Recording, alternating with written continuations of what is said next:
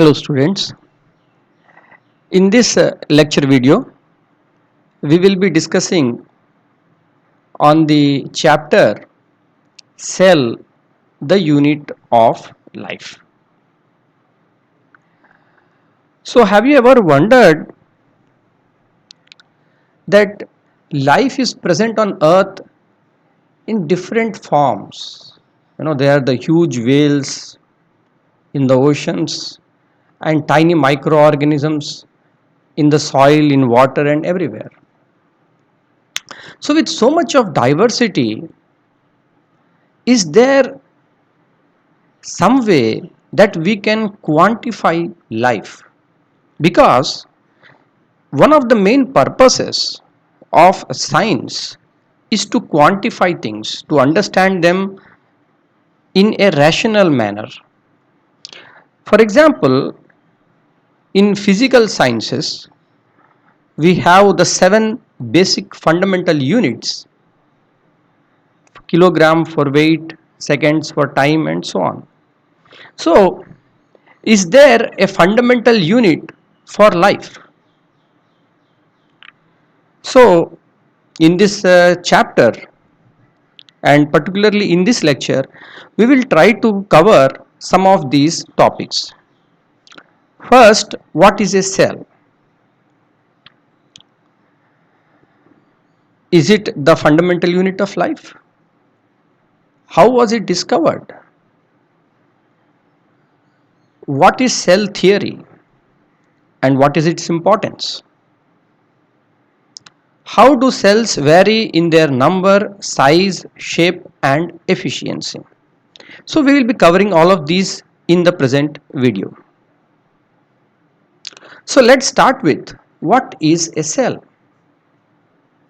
A cell is a fundamental structural, functional, and biological unit of all known organisms. Here we use the term fundamental or basic. That means life cannot be taken in a smaller units. So it is the fundamental, just like an atom we consider as a fundamental unit of matter.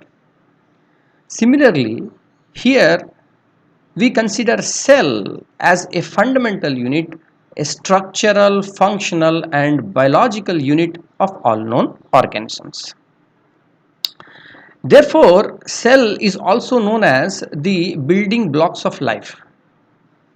The word cella in Latin means small room. The term was coined by scientist Robert Hooke, who observed under a microscope these cork. We see these kind of cork in certain bottles. These are obtained from the bark of the trees. So when he took some sections and looked under the microscope, he could see these kind of compartments.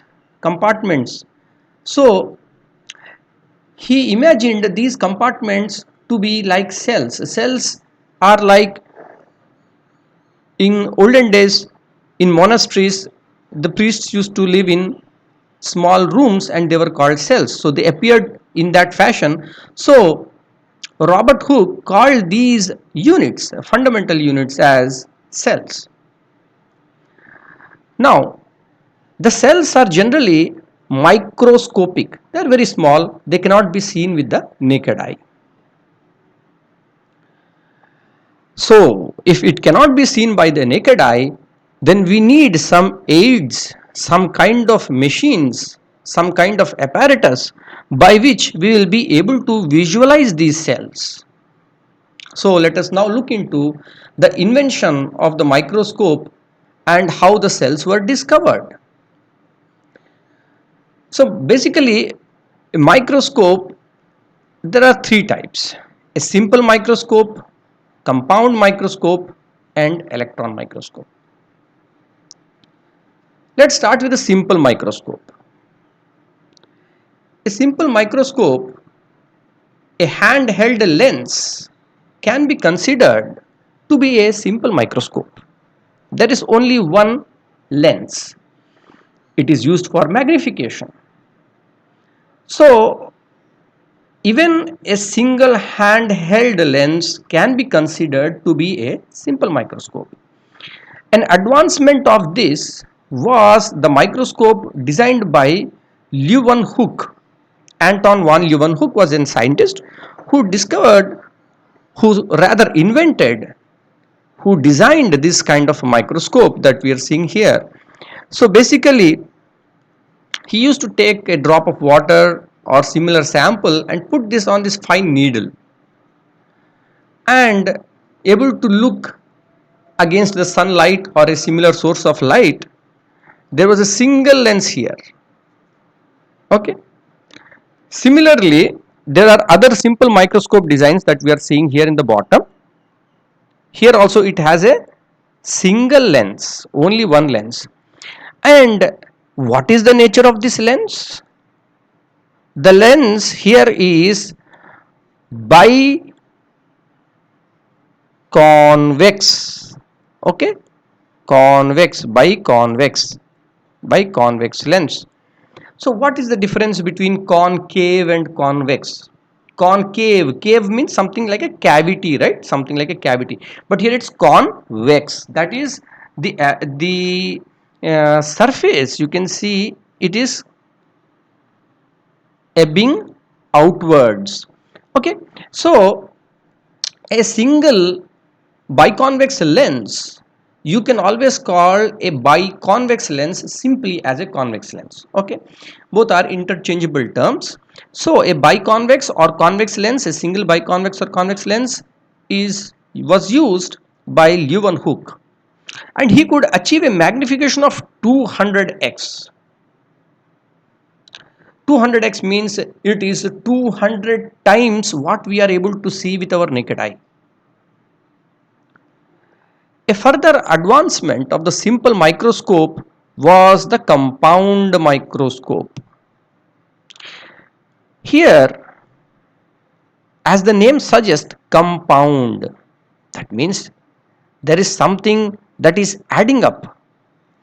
Here you can see that there are two lenses. One is the eyepiece, which is the lens which is close to the eye, and other is the objective lens. The objective lens is close to the object or the specimen. There is a light source which is going to illuminate the sample. So, what is the benefit of a compound microscope over a simple microscope? In a simple microscope, there is a single lens, right? And then you need to put that lens very close to your eye. The sample, the lens and your eye, all of them very close to each other, because the lens is, it is a single lens, the focal length is very close.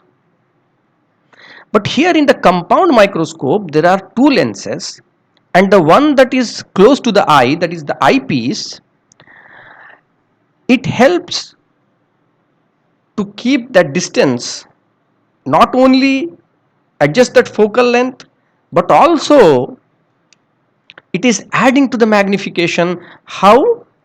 The one that is at the objective, the lens that is at the objective, suppose it is 10x, and you also have another lens that is close to your eye, that is another 10x. So 10 into 10 is equal to 100x.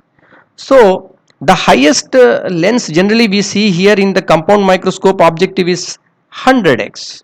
So that you have in the eyepiece say 10x or 20x. So if it is 10x, then 10 into 100 becomes 1000, 20 into 100 becomes 2000. 2000 times you are able to magnify. Okay. So this particular design that we are seeing here was by Robert Hooke in 1965-1970, and by looking at different designs by different samples, he was able to describe in detail how the structure of the cells look like. Okay, so he was the one, Robert Hooke, who coined the term cell. Okay, so the modern compound microscope looks like this. Okay, So where you have a dedicated light source, okay, we are not depending on some kind of an oil lamp that Robert Hooke used earlier. So we have electrical bulbs, and but the basic design remains the same, where you have the two lenses. One is the lens, the eyepiece, and the other is the objective. Okay, now both the simple microscope and the compound microscope use visible light for illumination of the sample, to visualize the sample. There is a limitation. When we try to go deeper and deeper, magnify deeper and deeper, the visible light has a certain wavelength, right? So anything that is coming much smaller than that, because now we are looking at micron scale. Okay, we will be looking in the further slides that we have the different size scales: meter, centimeter, millimeter. This is what we have seen till now mostly, and below millimeter we have micrometer. That is what we are seeing under the microscope, micrometer, which is micron, 10 to power of minus 6 times smaller than a meter. Okay, so how do we see details that are much finer inside a cell? For that, the electron microscope is used. As the term suggests, electron microscope. Electron is here. This is the basic setup, where on the top, like you have studied in chemistry, cathode ray experiment, cathode rays, it is an electron beam that is being generated, and these beam of electrons will be passing just like a source of visible light, and on the either side you have magnets, powerful magnets. These powerful magnets, they act as a lens. How? These lenses are able to change the focal length of the beam of electrons, right? And they hit the sample that we are keeping here. There is the sample specimen unit, and after hitting this, the electron beams will fall here onto a detector. Okay, a detector, and it will generate an image that we are seeing here on the screen, on the computer. Okay, so what is happening is, here you can see a colored image, a real image, a true color that the eye is able to see. But here in an electron microscope, you won't get colorful images. They will be false color if you need, but these are basically like an X-ray film. You get an X-ray film kind of image. You are able to see very small particles, very small subcellular organelles. Okay, very small organelles that we can never see under a compound microscope.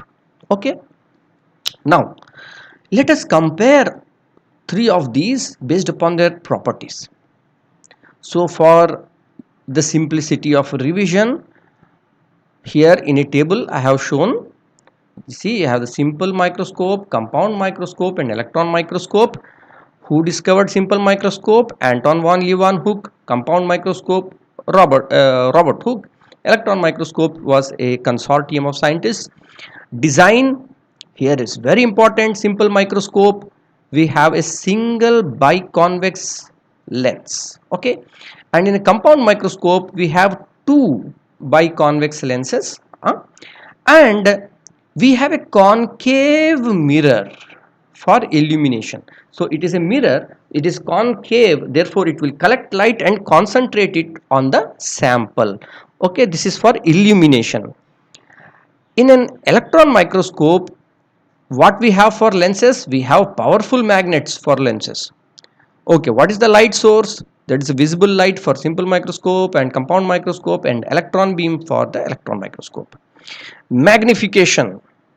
200x simple, 2000x compound, magnification by the electron microscope. So basically what zoom effect or magnification effect we got here is optical zoom. Okay, it is the optical zoom, it is a real zoom, it is not the digital zoom which we do on the computer or on the mobile screen, just do pinch it. So what happens if you take an image and just keep on optical, instead of doing an optical zoom, if you are doing a digital zoom, it will end up showing pixels only, dot dot dot, you won't get the clear image. Okay, so this is optical resolution of the different microscopes. Next we look at one of the important unifying principles in biology, which is called the cell theory. So why we say that it is a unifying principle in biology? Because whether it is a plant, animal, bacteria, prokaryote, eukaryote, whatever different types of organisms, they are all unified under this theory, under this principle. Okay, what is this principle states? This principle states that the cell is the smallest unit of a structure of all living organisms. The cell is the unit of function of all living organisms. And the third point, all cells arise from pre-existing cells. Okay, so whether it is a plant, animal or bacteria, what is the fundamental unit? It is a cells. Fundamental unit of a structure, the fundamental unit of function of a cell of any organism, of any living organism is cell.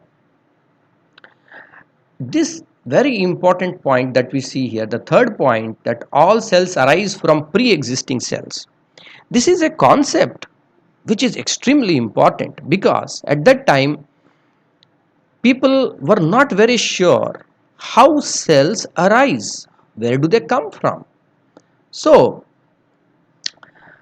it was Rudolf Virchow in 1858 who added this particular third point to the cell theory. Matthias Silden and Theodor Schwann, both of these were German scientists, botanists and zoologists. Both of them together proposed the cell theory, and Rudolf Virchow, he added this another very important point to the cell theory, that is the cells arise from pre-existing cells.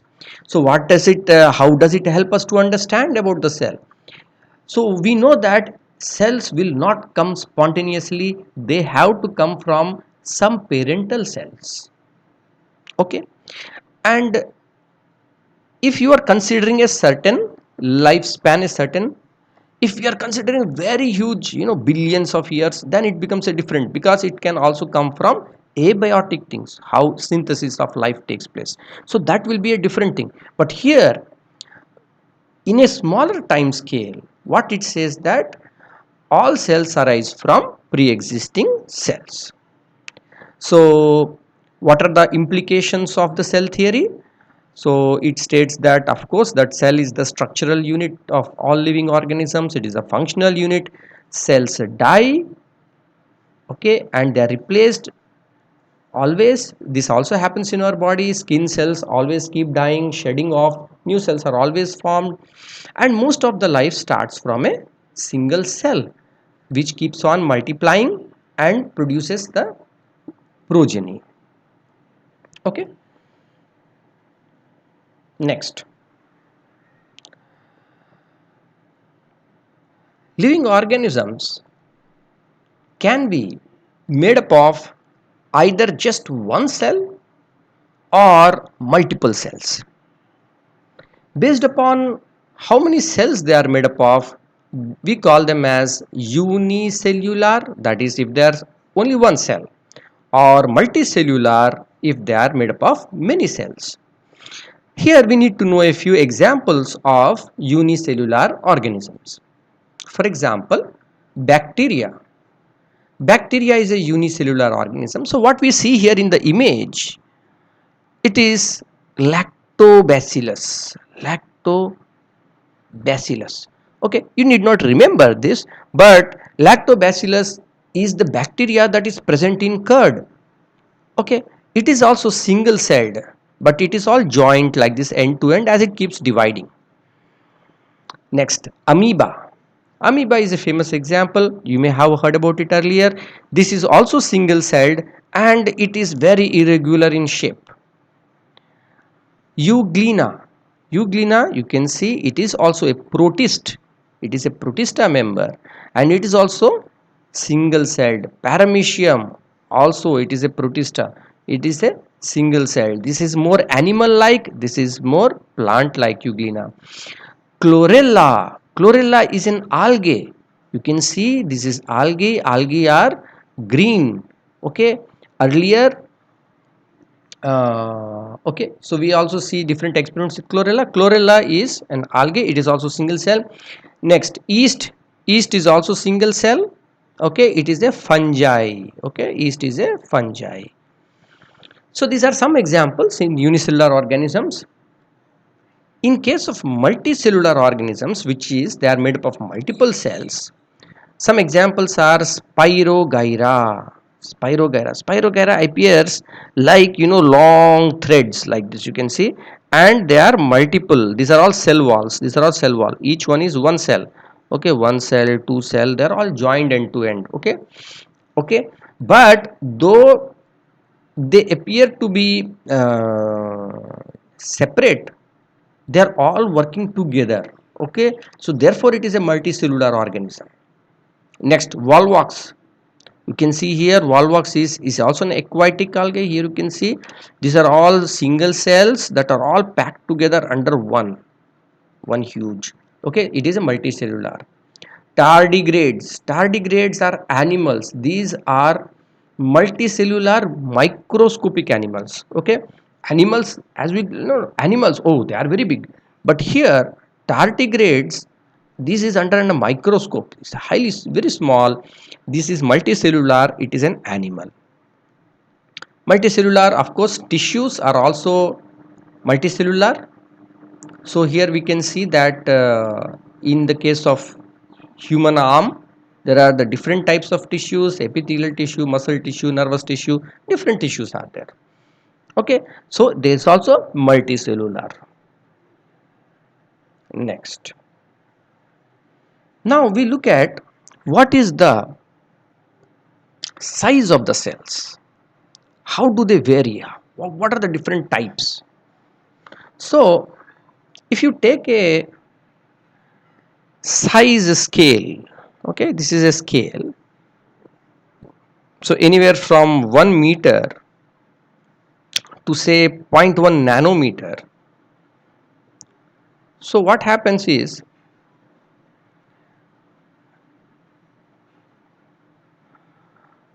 0.1 nanometer, 1 meter.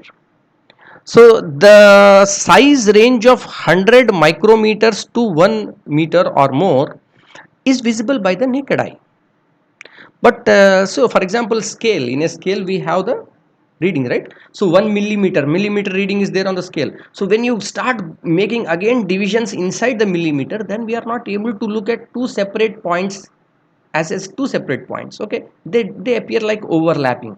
So how much we can see? That we can see up to 100 micrometers. 100 micrometers tak very good eyesight person can distinguish, okay, these 2 points are separate.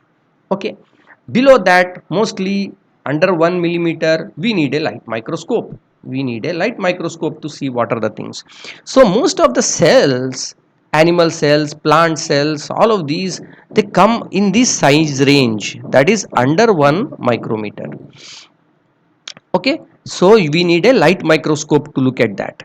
Now when we go still further, for example, virus. Okay, to look at viruses, we need a electron microscope. What do we need? We need an electron microscope, because what is the limitation? Light microscope, hardly we can reach up to 100 nanometers, not more than.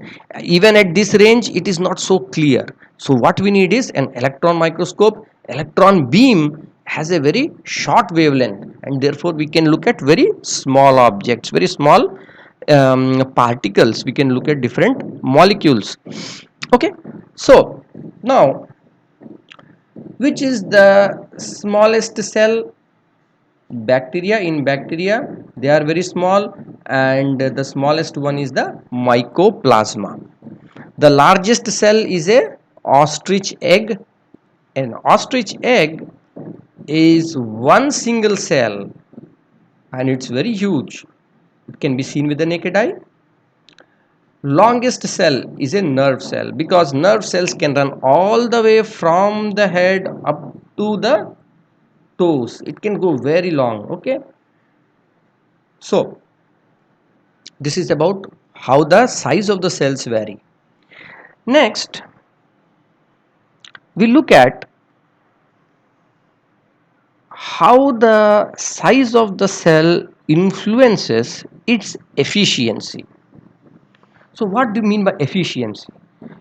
A cell, as we have seen, are mostly microscopic, very small, microns range. Okay, so what is the advantage? Why not cells are very big? They can be, for example, an elephant, it is better to have big cells. They can have very large cells. It's with very few cells you can make a very big elephant. Why have so many small cells in an elephant to make a huge elephant? So two main reasons.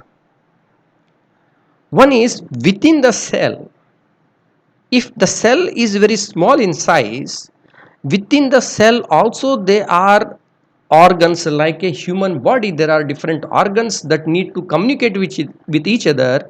Within the cell also there are different organelles, but because they are very small, we call them organelle. Instead of saying organ, we say organelle. So how can these organelles communicate with each other? For rapid communication, it is important to have the size of the cell very small. Next, if the surface area to volume ratio is large, that is, the size of the cell is very small, then what happens? Surface area is more, then there is a chance for good amount of diffusion to take place, because cell has to take nutrition from outside. So by diffusion it is taking. So if it has more surface area, it is faster possible for the cell to exchange the material. Now you can compare these three. Suppose this is uh, one cell, and this is multiple cells, that is 2 centimeters and 3 centimeters of length and breadth. And if you calculate with the surface area and the volume and take the ratio, we see that the ratio of the surface area to volume is high in the small cell. That means यहाँ पे what is going to happen, there is a more surface area is available for the exchange of the nutrients or removal of the waste products and for communicative purposes. Okay, therefore these smaller cells have a greater efficiency. Next, we look at cell shape and how these different cells have different shapes according to their function. For example, the famous example here is RBC, red blood cells, or erythrocytes. So as you can see here, they are like a, in a two-dimensional they appear like a circle. It is like a uh, biconcave. Okay, here there is a depression, here also there is a depression. Okay, it's a biconcave structure, circular and biconcave structure. WBC, white blood cells. So what is the function of the white blood cells? They do the phagocytosis. Phago means eating.